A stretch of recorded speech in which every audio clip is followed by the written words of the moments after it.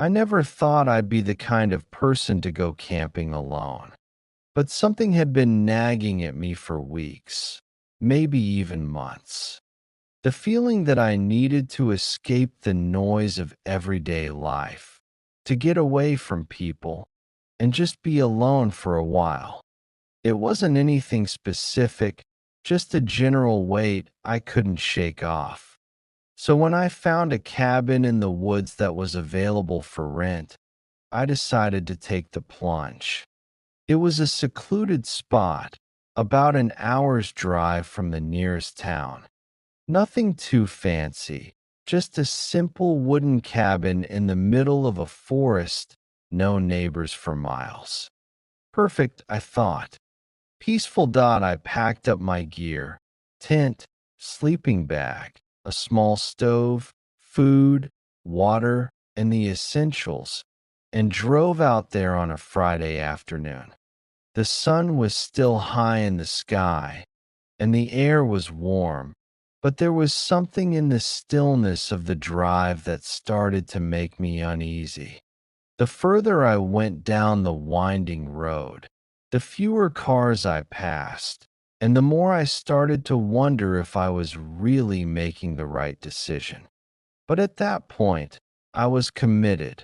When I finally arrived at the cabin, the place looked just like the pictures online: rustic, with dark wooden walls, a small porch, and tall pine trees surrounding it on all sides.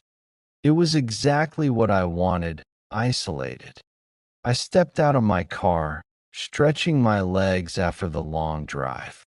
The air smelled fresh, earthy, and clean. There was no one else around. It was just me, the trees, and the silence. The cabin wasn't exactly new, but it looked well maintained. The front door creaked when I opened it, and the scent of old wood and dust greeted me.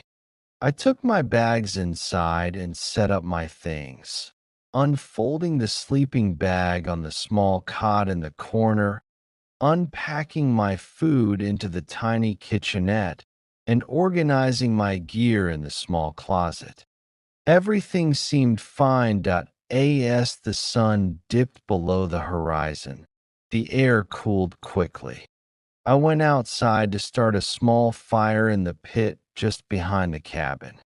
The sky darkened, and soon enough, the only light came from the campfire flickering in front of me. I sat by the fire, toasting a marshmallow and watching the flames dance. The forest felt peaceful, calm. Every so often, I would hear a branch crack in the distance, the rustle of leaves as an animal moved through the underbrush. But there was nothing that felt out of the ordinary. I stayed up for a while, watching the fire burn down to embers. As the last of the orange glow flickered out, I felt that familiar chill in the air, a reminder that it was going to be a cold night. I headed inside, locked the door, and settled into bed. I woke up in the middle of the night. Something wasn't right. At first, I couldn't place it, just a feeling that something was off. I listened carefully to the silence, but all I could hear was the faint rustling of leaves outside the cabin. I chalked it up to my imagination playing tricks on me. After all, it was just me in the middle of the woods. There wasn't anyone else around, right? I lay back down and tried to go back to sleep, but it was hard to shake the feeling. It was as though the forest was watching me.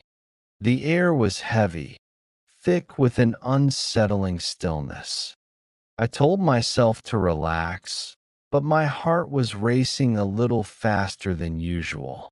Then I heard something outside the cabin, a noise, not the usual rustling of leaves, but something heavier, something that seemed to be walking around the cabin. Slow, deliberate steps. My heart skipped a beat that I sat up in bed, straining my ears, trying to figure out what it was. I told myself it was just an animal, maybe a deer or something bigger, like a bear, though I hadn't seen any tracks nearby. Still, the way it moved around the cabin felt purposeful. I grabbed the flashlight on the nightstand and turned it on, the beam cutting through the darkness. I got out of bed and slowly made my way to the window. The forest. I'd planned this solo journey weeks in advance, just me, my backpack, and the promise of a quiet weekend in the mountains. The kind of trip that gave me the peace I needed, away from work, away from the noise of everyday life. The weather forecast had predicted clear skies, so I didn't bother packing extra rain gear. I was optimistic, ready for the solitude of nature. I arrived at the trailhead around mid morning, the sun already climbing high, scattering light across the dense woods. The parking lot was mostly empty, only one other car, a dusty old SUV, was parked near the entrance. It seemed like the perfect time to start my hike. Quiet, untouched. I slung my pack over my shoulder, double checked my water, and made sure I had everything I needed: snacks, a first aid kit, a flashlight, and my phone, although I wasn't expecting to need it. The trail ahead of me was wide and welcoming, flanked by tall pines on either side, their branches heavy with needles. The earth smelled fresh, like wet moss, and the distant chirp of birds was the only sound that filled the air. I loved that. As I walked, I focused on the rhythm of my boots crunching over the dirt path, the light breeze on my skin, the sense of being far removed from the world. Time seemed to slow out here. The trail wasn't overly difficult, a moderate incline with some rocky patches, but nothing that would require more than basic effort. I passed the first mile marker and kept going, my mind wandering as I hiked. The further I went, the more isolated it felt. The trail seemed to grow quieter, the trees taller and more densely packed. Occasionally, I'd look up and spot a flash of movement in the branches, a bird, perhaps, or a squirrel, but otherwise, everything was still. There was something peaceful about it, but also something unnerving. The silence in nature can be comforting, but it can also make you aware of the smallest sound, amplifying every step you take, every shift in the leaves. I had planned on reaching the summit by afternoon, but I wasn't in a hurry. It wasn't about the destination for me, it was about the journey. After another hour or so, I reached a fork in the trail. The signs were clear enough, one leading toward a steep, rocky incline that went straight up the mountain, the other winding toward a lower pass that curved around the side. I debated for a moment, but the higher path called to me. I liked the challenge of the climb. The rocks were loose in some places, making it more difficult than I anticipated. I took my time, using my hands to steady myself against the uneven surface. The higher I climbed, the more the forest began to thin out and the view grew broader. I could see the valley below, the winding river, the small patchwork of farms in the distance. For a moment, I stood there, just breathing in the view, feeling the warmth of the sun on my face. But then, a strange feeling came over me. It wasn't fear, exactly, just a sense of being watched. I couldn't shake it. I glanced around, but there was nothing. No sign of movement, no sound that shouldn't be there. It was just the woods, the wind rustling the trees. Still, the feeling lingered. I shrugged it off, figuring it was just my mind playing tricks. I pressed on. As I neared the summit, the path narrowed and the rocks grew more jagged. The air felt thinner up here, colder, despite the sun. The wind was picking up, and I pulled my jacket tighter around me. It wasn't unusual for the weather to shift quickly in the mountains, especially this high up. Still, something about the change in temperature unsettled me. It felt wrong. I reached the top shortly after, wind-whipped and out of breath. I stood there for a while, taking in the view. The valley below seemed like a different world, entirely quieter, smaller. The sun had started to dip a little lower in the sky, casting everything in a golden glow. But as beautiful as it was, I couldn't shake that creeping feeling from earlier. That sensation of being fits your request. The cabin in the woods. It started with an invitation. A simple message on my phone. Hey, you should come with us this weekend. We rented a cabin in the woods. Need to get away from everything. I was never much for nature, always more of a city person, but the thought of getting out of town and having some peace for a couple of days seemed nice. So, I agreed. When I pulled up to the cabin, I wasn't impressed. It looked like something out of an old, forgotten movie, wooden, weathered, with a sagging porch and a single light flickering in the distance. The kind of place where the silence almost smothers you. My friends, Rachel and Ben, had already arrived.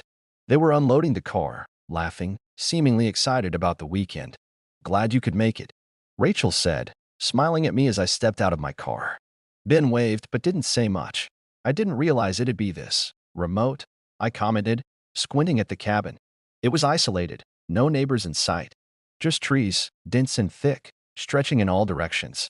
Yeah, that's the point, Ben said, slinging his backpack over his shoulder. No distractions. Just us in the woods.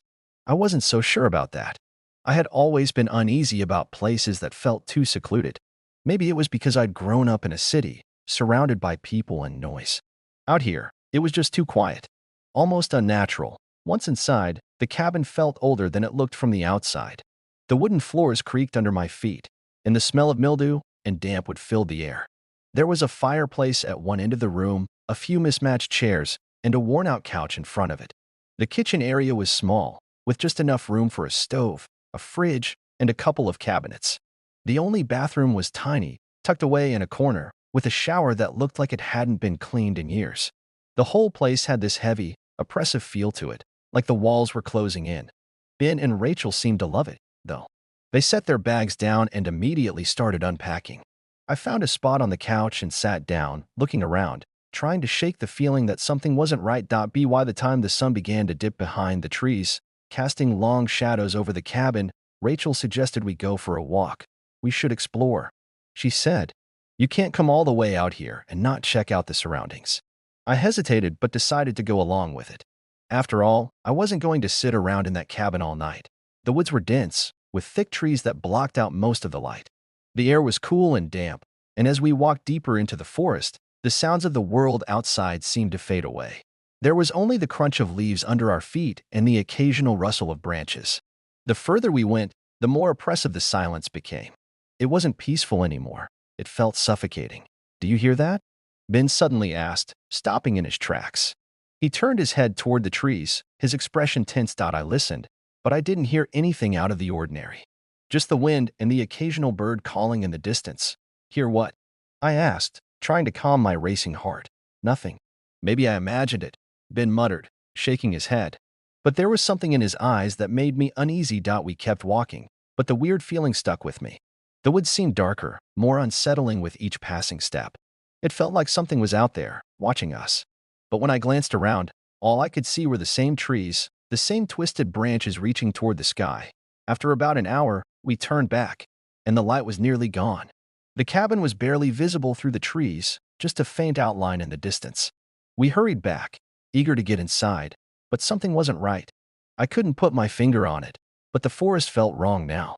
It was like it had shifted, changed, and I wasn't sure I wanted to be there anymore.